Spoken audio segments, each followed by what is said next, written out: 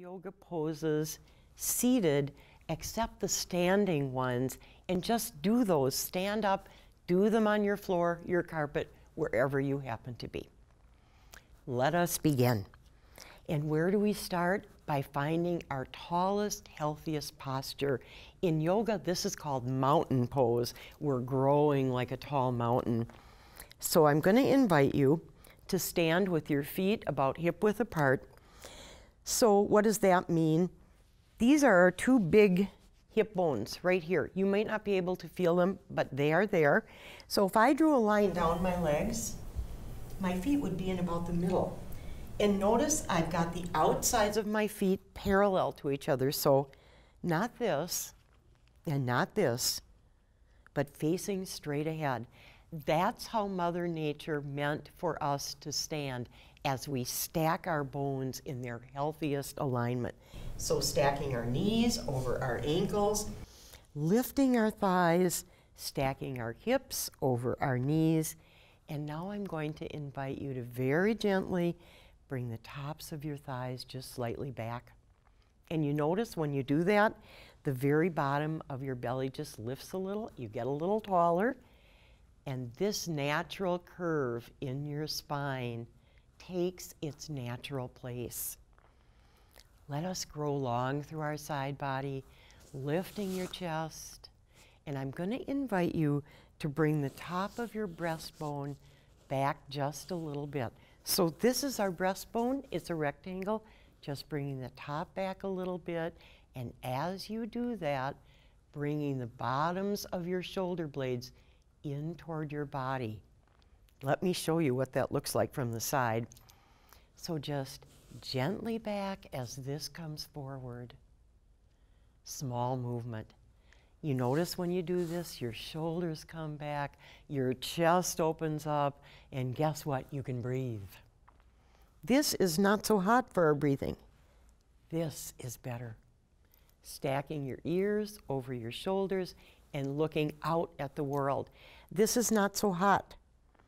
This is how Mother Nature meant us to be. Let us begin to move a little, warming our muscles, loosening our joints, bringing our arms overhead, gently swaying to the right, back to center, gently swaying to the left, back to center, swaying to the right. You don't have to go very far. Back to center, swaying to the left, feeling a stretch on the right side of your body. Back to center. Let's interlace our fingers.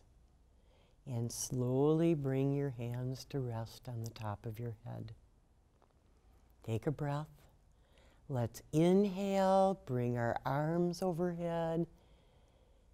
Exhale, gently lower our hands to rest on our head. Once more, inhale, arms overhead. Exhale, resting your hands on your head. Let's inhale once more, and this time, bring your hands to the back of your head and let the back of your head rest in your hands. You can feel a nice opening in the front of your chest near your shoulders. Let's bring our elbows forward. Nice stretch in the back and out. And elbows forward and back and out. Once more, elbows forward, back and out. Let's bring our hands overhead and straight out at shoulder level. Let's wiggle our fingers.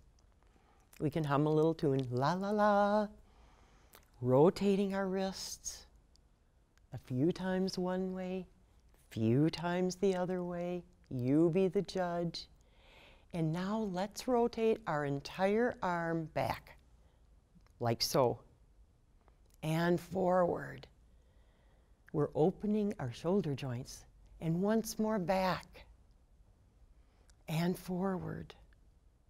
Let's face our palms to the sky, bring our arms overhead, touch our palms together, down to our breastbone.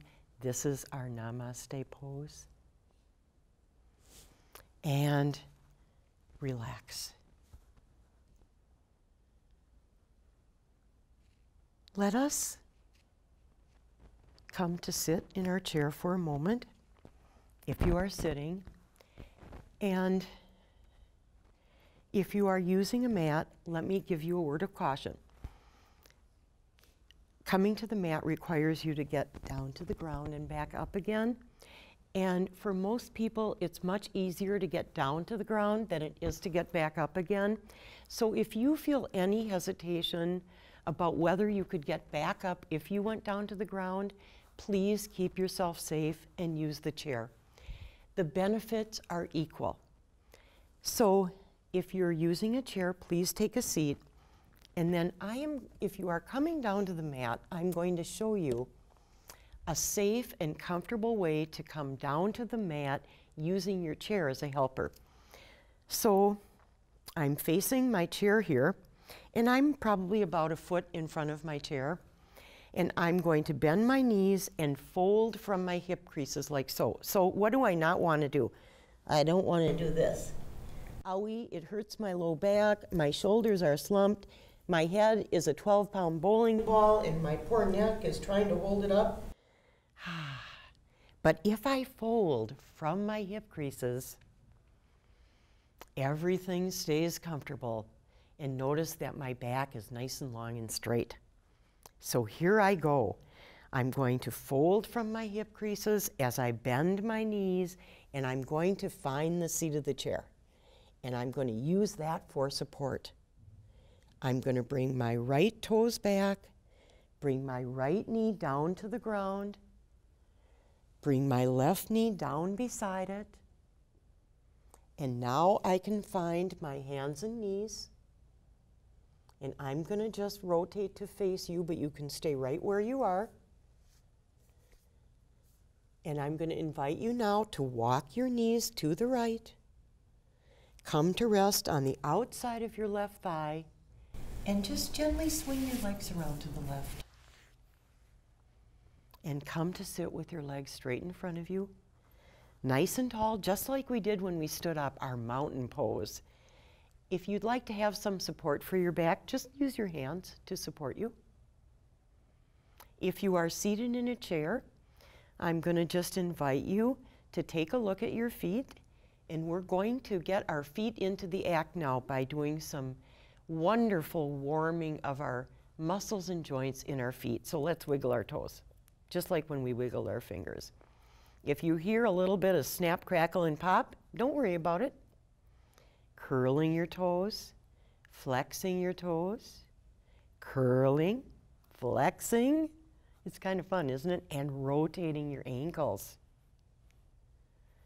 A few times one way and a few times the other. Let's point our toes strongly away from us, all the way out away from us. And do you feel that nice stretch in the tops of your feet? I do. Let's point our heels way away from us and our toes toward us. And I think I know what you might be feeling, a nice stretch in the back of your calf. Let's bring the soles of our feet a little closer to each other, a little further away, a little closer. How close you get does not matter. It's the movement that counts. And here we go. So whether you are seated in your chair or seated on your mat, we're now going to rise and we're going to do a flow of standing poses. For those on the mat, we are going to retrace our journey to come up from a seat to a standing position on the mat.